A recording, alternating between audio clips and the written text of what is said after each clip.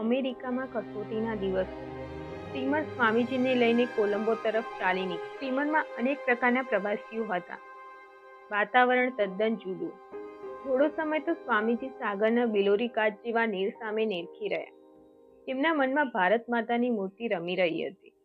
ધીમે ધીમે તેઓ સૌની સાથે હળવા મળવા લાગ્યા. જુદી જુદી રીતભાતથી જાણીતા થયા. સિલોન, મલેશિયા, ચીન અને જાપાન થઈ સ્વામીજી જુલાઈ માસમાં કોલંબિયાના વાનકુવર બંદરે ઉતર્યા. ત્યાંથી 3 દિવસની રેલવેની સફર કરી શિકાગો પહોંચ્યા. શિકાગો પહોંચ્યા તો ખરા, પણ સ્વામીજીને અમેરિકા એટલે શું તેની ખબર જ ન હતી. એ નવી દુનિયામાં પૈસો એ જ મુખ્ય વસ્તુ હતી. ડગલે ને પગલે પાણીની જેમ પૈસા વપરાવા લાગ્યા. સ્વામીજી પાસે તો અમુક મર્યાદિત રકમ હતી. વળી અમેરિકાની ઠંડીનો ખ્યાલ ન હોવાથી ગરમ કપડાં પણ પૂરતા લીધા ન હતા. સ્વામીજીનો પોશાક જુદો તરી આવતો હતો, તેથી સૌને કુતૂહલ થતું. મજૂરો અને હોટલવાળાઓ પણ સ્વામીજીના સરળ સ્વભાવનો ગેરલાભ ઉઠાવવા લાગ્યા. સ્વામીજીએ અણધારી મુસીબતોનો સામનો કરવાનો નિશ્ચય કર્યો. એક હોટલમાં તેમણે ઉતારો રાખ્યો અને નવી દુનિયાના અવનવા અનુભવો લેવા તત્પર બન્યા. ગમે તેવી આકરી કસોટી પાર કરવાનું આત્મબળ સ્વામીજીએ નાનપણમાં જ કેળવ્યું હતું અને એમને જગદંબા અને ગુરુદેવના આશીર્વાદમાં શ્રદ્ધા હતી. બીજે દિવસે તેઓ શિકાગોનું વિશ્વ પ્રદર્શન જોવા માટે ઉપડ્યા. પ્રદર્શન બહુ વિશાળ પાયા ઉપર હતું. વિશ્વધર્મ પરિષદેના એક ભાગરૂપે ભરાવાની હતી. આ અદ્ભુત પ્રદર્શન જોઈને સ્વામીજી દિંગ થઈ ગયા. ત્યાં દરરોજ જઈને મનુષ્યની ભૌતિક સમૃદ્ધિઓનો તેઓ ખ્યાલ મેળવતા. એ વિરાટ જનસમુદાય વચ્ચે સ્વામીજી જાણે એકલા જ હતા.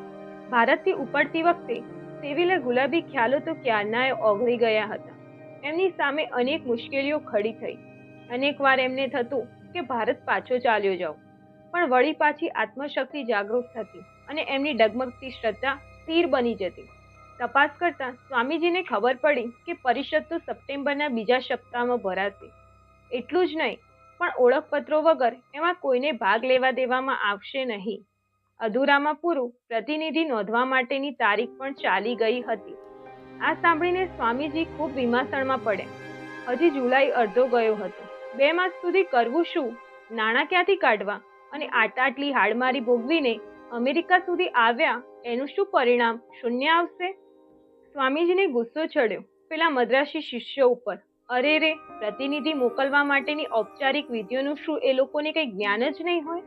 આ આખા પ્રસંગ ઉપર ટીકા કરતા ભગિની નિવેદિતાએ લખ્યું છે, એ લોકોની નિશ્ચિમ શ્રદ્ધા એમને એટલું સુજાડ્યું નહીં કે મનુષ્ય દ્રષ્ટિએ જે વસ્તુ અશક્ય છે તેમની અમે માંગણી કરી રહ્યા છીએ.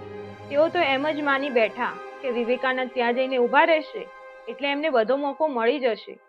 સ્વામીજી પણ સાંસારિક બાબતોમાં એમના શિષ્ય જેટલા જ બિનવ્યવહારુ હતા અને એક વખત એમને પ્રતીતિ થઈ ગઈ કે કાર્ય માટે પોતાની દૈવી સાથ પડી રહ્યો છે ત્યારે એમને પોતાના માર્ગમાં કશી મુશ્કેલીઓ દેખાઈ નહીં. જગતની સત્તા અને સંપત્તિના સુરક્ષિત દ્વારમાં પેસવા માટે હિન્દુ ધર્મનો પ્રતિનિધિ આમ કશી જાહેરાત વગર કે વિધિસરના કશા ઓળખપત્રો વગર નીકળી પડે, એના જેવો એ ધર્મની અવ્યવસ્થિતતાનો લાક્ષણિક પુરાવો બીજો એક પણ નહીં મળે. ધીમે ધીમે સ્વામીજી પાસેના પૈસા ખૂટવા લાગ્યા. કોઈએ એમને સલાહ આપી કે શિકાગો કરતા બોસ્ટનમાં રહેવાથી ખર્ચ ઓછું આવશે.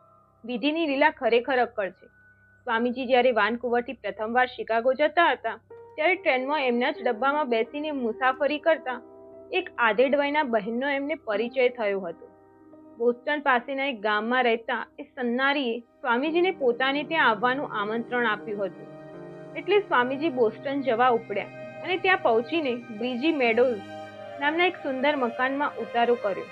ત્યાંથી 20મી ઓગસ્ટ 1893ના રોજ લખેલા પત્રમાં સ્વામીજીએ અમેરિકાનું ખર્ચાળ જીવન ધોરણ, ટ્રેનમાં થયેલી આકસ્મિક ઓળખાણ, શિકાગોનું પ્રદર્શન, પોતાની ભાવિ યોજના વગેરે બાબત પર સવિસ્તાર લખ્યું છે. આ બ્રિઝી મેડોઝના બાનુનું નામ હતું મિસ કેથેરાઇન સેનબોર્ન.